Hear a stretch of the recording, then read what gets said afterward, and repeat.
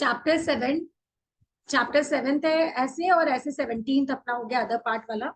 देखो, 2 दिन में 2 दिन में ही मेरे लिए घर की सारी दुनिया बदल गई। हर एक का व्यवहार कुछ नया नया लगा, क्योंकि इसको नौकरी मिल रही थी तो लोग इसको एक अलग वे से देखते थे। उस दिन आते हुए मुझे देर हो गई, आशंकाओं से कांपते हुए कि घर में पाँव रखा कि बाबूजी से सामना पड़ गया। इसको घर में आते हुए देर हो गया था तो सामने बाबूजी थे। जैसे ही बाबूजी को देखा कि मेरा प्राण सूख गया, माने इसको डर लगा। पिछले दिनों तो मेरी आदत हो गई थी कि चुपचाप दबे पर ऊपर चला जाता और वही अलग थलग आता, माने किसी से नहीं मिलना। कुछ दिन से वो अकेले आता और चुपचाप चले जाता।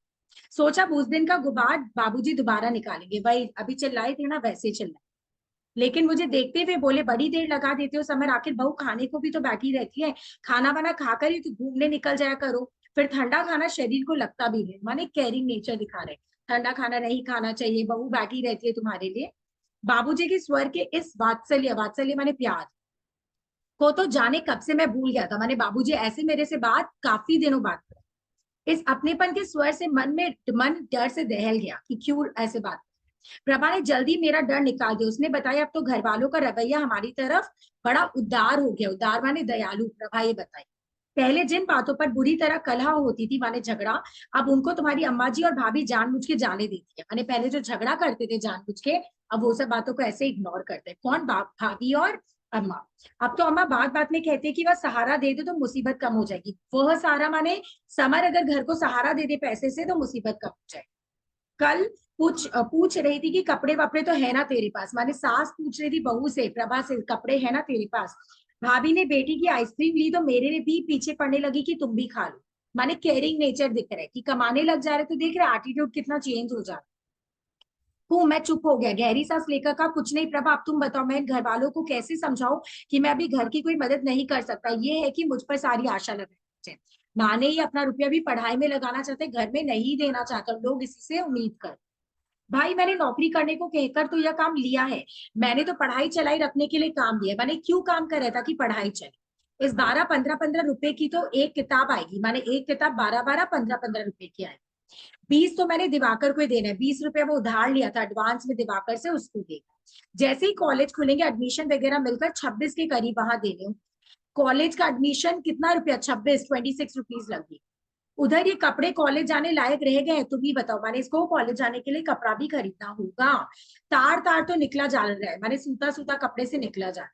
कम से कम एक कमीज पतलून तो होनी ही चाहिए। सारी आफतें एक साथ इसी महीने आ पड़ी है। फिर सोचता हूँ कि तुम्हारे लिए एक धोती ब्लाउज ले लो, तो ये सब होना।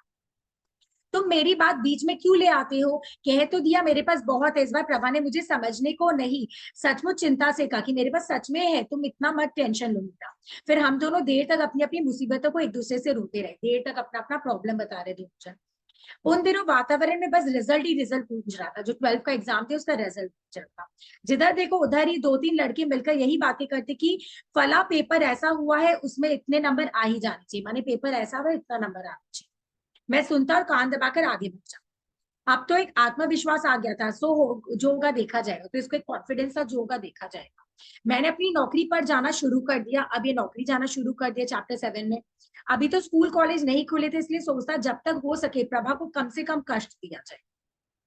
अब तो सुबह बिना खाए भी जा सकता हूँ। 11-12 बजे तक लौट ही जाता हूँ। हमारे 11-12 बजे आऊंगा तो सुबह बिना खाए जाऊं।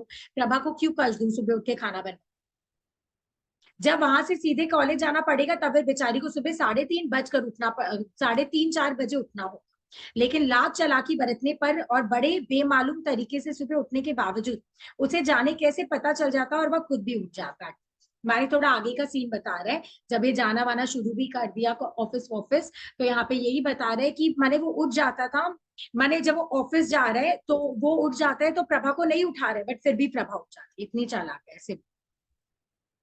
उसको कैसे पता चलता है नहीं पता। मुझे बड़े अनुरोध पर जरा सी देर यूं ही सोती या सोने का बहाना करती रहती। मेरे बड़े अनुरोध माने रिक्वेस्ट पे तो या तो सोती या एक्टिंग करती सोने का, अगर ये रिक्वेस्ट करता। मैं जानता था कि मेरे बाहर निकलते वह उठकर काम कर। काम पर पहुंचने का तरीका बड़ा दिलचस्प था। हमारे शहर में 2 स्टेशन है। कितने? सुन लो, 2 स्टेशन। एक हमारे घर के पास है और एक उधर जहां मुझे काम करने जाना है, माने पूरा डायरेक्ट मेट्रो है। सुबह एक गाड़ी जाती है और बीच में रुक जाती है। रेलवे स्टेशन भी बोल सकते हो। तो सुबह गाड़ी जाती है, वहीं पे रुकती है बीच में। मुश्किल से 5 मिनट का रास्ता था। मैंने तरह तरह के बचाव के पैतरे सीख लिए, मैंने ये रुपया बचा। गाड़ी के चलने तक मैं निहायत ही तटस्थे की तरह घूमता रहता। मैंने जब तक गाड़ी चलती तो ये एकदम रिजिड होके आगे की तरफ जाता, समझ लो कि एंड आ जाए, तुरंत उतरे और भागे, मानो किसी और गाड़ी का इंतजार करो या किसी और काम से आए हो।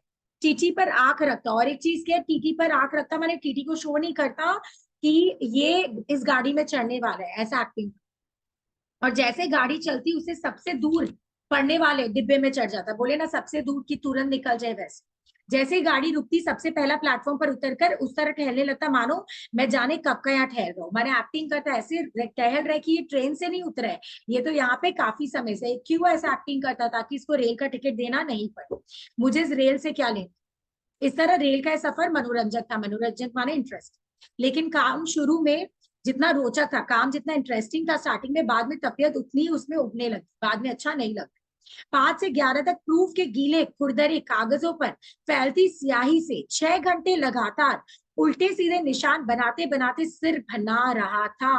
माने प्रूफ रीडिंग का काम मिला था, चेकिंग वेकिंग करता था और अलग अलग डिजाइन या साइन करना पड़ता था जिससे इसको सर दर्द होता। पहले कुछ दिन तो जोश जोश में इतने सारे पैनोको प्रूफ एक साथ देख डाले। माने पनोको प्रूफ माने जितना भी प्रूफ इसको मिला, पन्ने का पन्ना प्रूफ देख दिया ये स्टार्टिंग में जब मिला, क्योंकि उनमें ढेर सारी गलतियां थी। तो जब वो रीडिंग भी कर रहे तो गलतियां भी थी, तो वो सब गलतियां भी ठीक कर लिया।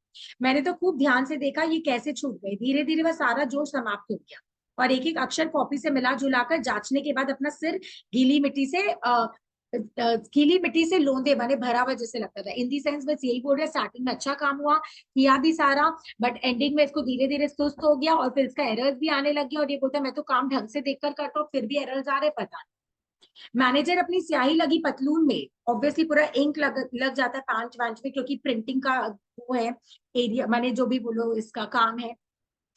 मैनेजर अपनी स्याही लगी पतलून में दोनों हाथों को ठूस पास आकर खड़ा हो जाता और मुझे प्रूफ देखते हुए देखता रहता। तो मुझे ऐसी घबराहट और बेचैनी होती जैसे इम्तिहान के दिनों में इन्विजिलेटर के पास आकर खड़ा हो जाना। माने जैसे अपने लिख रहे कोई टीचर आके खड़ा हो जाता है ना, तो वैसे ही जब प्रूफ रीडिंग करते और कोई मैनेजर आ जाते तो इसको वैसे ही डर। लेकिन वहां काम करने वाले लोग इतने दिलचस्प थे कि मन नहीं उठता था। माने वहां लोग अच्छे थे, काम बोरिंग लगता था, लोगों से मन इंटरेस्टिंग लगता। पहले तो बड़ा अजनबी अजनबी सा लगता था, लेकिन जल्दी वे मुझे अच्छे लगे, लोग अच्छे लगे। चाहे बात सिनेमा की हो या अपने जीवन की, सबके पास विषय एक ही था, अपने अपने लाइफस्टाइल का अनुभव का वर्णन करना। मैंने अपने अपने पर्सनल लाइफ, बीवी एंड हस्बैंड का लाइफ का वर्णन। और उन लोगों के सारे किस्मों में रोज प्रभा के आकर सुनाया करता। मैंने वो लोग जो जो अपने वाइफ के बारे में, कोई अपने हस्बैंड के पर्सनल लाइफ के बारे में बोलते तो ये आके प्रभा। जब 12 बजे की कड़कती धूप में पसीने से तरबतर घर आता तो भूख के मारे चक्कर आ जाता, क्योंकि इतना धूप तो एकदम चक्कर आता। लेकिन गर्मी के कारण 2 गिलास पानी चढ़ा लेता, जल्दी से पानी पी लेता। और फिर देर तक खाना खाने की इच्छा नहीं होती, क्योंकि पानी पीने के बाद खाना नहीं मन करता है। खाना मैं ऊपर ही मांग लेता, खाना ऊपर मांगता घर पे। प्रभा मेरे लिए इतनी देर भूखी बैठी रहती है, बात मुझे पहुंचती थी, मैंने दुखती थी प्रभा मेरे लिए भूखी है। मैंने कहा ये तुम्हारी बेवकूफी है प्रभा, मैं तो अपने वक्त पर ही खाती हूँ, तुम समझती हो तुम्हारे लिए बैठी। तो प्रभा नाटक करके बोलती है मैं तो इसी टाइम खाती हूँ, तुमको लगता है मैं तुम्हारे लिए बैठी। अच्छा छोड़ो भी, तुम भी क्या बेकार की बातें लेकर बैठी हो, आओ हम लोग खाना खाए। मैं उसका हाथ थाली की ओर खींचकर जबरदस्ती रोटी टुरवाने की कोशिश कर रहा। हाय, तुम मुझे जिंदा नहीं रहने दोगे, कोई देखे तो घर में बाहर निकाल दे। साथ साथ खाना खा रहे, माने वाइफ बाद में खाना खाती है हस्बैंड के, तो वही बोले कोई देखेगा तो घर से निकाल। अच्छा बको मत, खाओ चुपचाप, मैंने उसे डांट दिया। उस समय सारा घर स्तब्ध रह गया, मैंने चुप था। जब सुना कि मैं तो जैसे तैसे सेकंड डिवीजन से पास हो गया, मैंने पास हो गया सेकंड डिवीजन से, लेकिन अमर का कहीं नाम नहीं निकला। बाबूजी पहलवानों की तरह दोनों हाथ छाती पर बांधे उद्वेग से इधर उधर टहल रहे थे, मैंने हाथ ऐसे ऐसे करके टहल रहे थे। उल्लू के पट्टे से कहते पढ़ो पढ़ो, पर इन सालों को फुर्सत कहाँ, एक की शादी क्या कर दी, हाथ से ही चला गया। बड़े छाती ठोकर कहते बाबूजी आपको क्या है, मैं तो चाहे जो करूं, लेकिन फर्स्ट डिवीजन ना आया। मैंने इसको भी सुना रहे बाबूजी तुम फर्स्ट डिवीजन से पास नहीं आए, अब ले चार्ट सेकंड डिवीजन। और अमर जी तुम तो साफ सुन लो, मेरे तो बस का नहीं है हर बार रुपया तुम्हारे ऊपर पानी की तरह बहाऊं, ऐसे करके बोला। ठीक है, इसका सेकंड पार्ट भी अपने करेंगे, जस्ट थोड़ा सा 2-3 पैरा है, बट मीटिंग एंड होने वाला है, तो अपने इसके ये रिजॉइन वाले लिंक में इसका जस्ट थोड़ा सा पार्ट बाकी वो करेंगे। तो हम लोग का चैप्टर 7 भी खत्म।